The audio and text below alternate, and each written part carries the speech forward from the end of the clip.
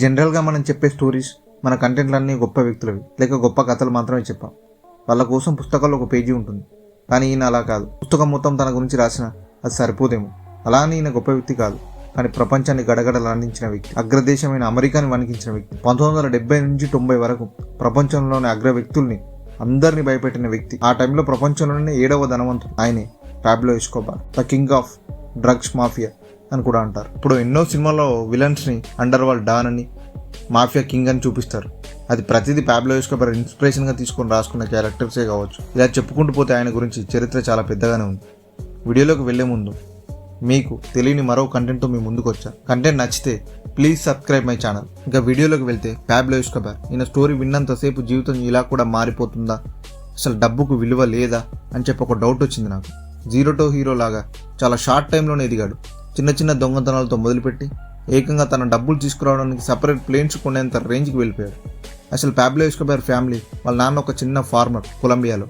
Pablo Escobar full name Pablo Emilio Escobar Gaviria. ఆయన 1949లో పుట్టాడు.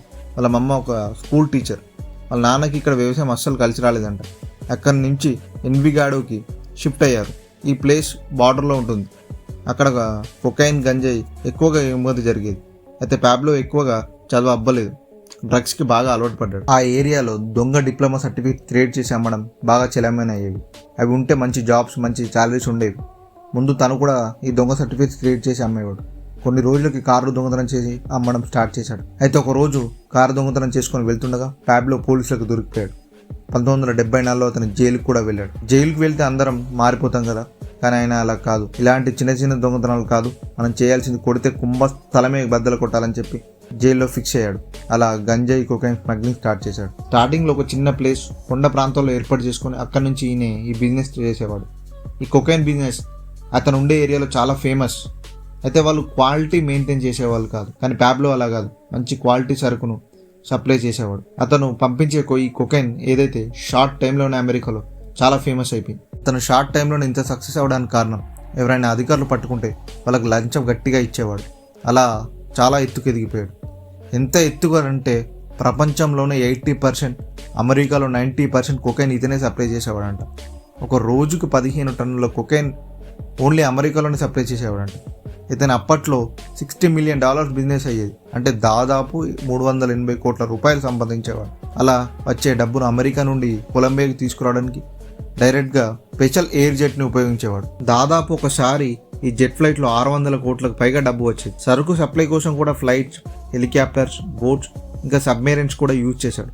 అంటే ఇంత పెద్ద బిజినెస్ ఈ ప్రపంచానికి పరిచయం చేశాడు. అర్థం చేసుకోవచ్చు మనం. దాదాపు పైలట్స్కి 3 కోట్ల శాలరీ ఒక డేకి ఇచ్చేవాడంట. ఇలా లెక్కలేనంత డబ్బు సంపాదించాడు. ఈయన దగ్గర ఉన్న డబ్బుకి రబ్బర్లు వేయాలన్నా కూడా అవి సరిపోలేదంట. వాటి కోసమే రోజుకి లక్షల్లో ఖర్చు పెట్టేవాడంట. ఆయన దగ్గర ఉన్న డబ్బులో ఇయర్లీ 14,000 కోట్ల రూపాయలని ఎలుకలై తినేవంట. ఒకసారి వాళ్ళ కూతురు చలిపెట్టిందనంటే డబ్బుతోనే మంట పెట్టేశాడు. అది ఆయనకున్న డబ్బు మీద ఉన్న లెక్కలేనితనం. ఇతను రూలింగ్ ఎలా ఉండేదంటే అధికారులు లంచం తీసుకోవాలి లేదా చనిపోవాలి. అతనికి ఎదురు తిరిగారని చెప్పి 200 మంది జడ్జిలని, 1000 మంది పోలీసులను విలేకరిని చంపేశాడు. అంతటి క్రూరత్వుడు. ఇవన్నీ చేసిన తప్పులకి కొలంబియా గవర్నమెంట్ ఎదురు తిరగకుండా వాళ్ళకి ఒక ఆఫర్ కూడా ఇచ్చాడంట. అతనికి అనుకూలంగా చట్టాలని చేంజ్ చేస్తే ఆ దేశానికి ఉన్న అప్పు మొత్తం నేను తీర్చేస్తా అని చెప్పి ఆఫర్ ఇచ్చాడు. అది దాదాపు $10 బిలియన్ ఉంటుంది. బట్ కొలంబియా గవర్నమెంట్ దానికి రిజెక్ట్ చేసి అతని ఇంట్లో ఒక జూనే ఏర్పాటు చేసుకున్నాడు. అంటే ఇల్లు ఎంత పెద్దదో ఒకసారి అర్థం చేసుకోవచ్చు. అందులో 1000కి పైగా డిఫరెంట్ ఎనిమల్స్ ఉండేవంట. ఇంకా కొన్ని ఫ్రెండ్స్తో ఎంజాయ్ చేయడానికి ఐలాండ్స్ని కూడా కొనేశాడంట. మొత్తం అతనికి 800కి పైగా ఇండ్లు ఉండేవంట. అయితే కొలంబియా గవర్నమెంట్ ఇతని డబ్బు చూసి ఏ రోజు లొంగిపోలేదు. 1980లో ఇతని ఫ్లైట్స్ని, హెలికాప్టర్స్ని, ఆఫీస్లని, ఇలా చాలా ప్రాపర్టీస్ని సీజ్ చేసి 1993లో కొలంబియా సీక్రెట్ పోలీస్ పాబ్లోను ఎన్కౌంటర్ చేసి చంపేశారు. ఇంత తప్పుడు పనులు చేసి అడ్డగోలు డబ్బులు సంపాదించిన ఆయనలో కూడా కొంచెం మానవత్వం ఉంది. చాలా హాస్పిటల్స్ కట్టించాడు, పేదలకు డబ్బులు పంచాడు. అందుకే అతను చనిపోతే 25,000 మంది ప్రజలు వచ్చారంట, పేద ప్రజలు. ఎంత డబ్బున్నా అతను చావును మాత్రం ఆపలేదు. కుక్క చావు చచ్చాడు. ఇది ఈరోజు స్టోరీ. మీకు తెలిసిన ఇలాంటి స్టోరీస్ ఏమైనా ఉంటే కమెంట్ చేయండి. ఈ స్టోరీ మీకు నచ్చితే లైక్ చేయండి, సబ్స్క్రైబ్ చేసుకోండి.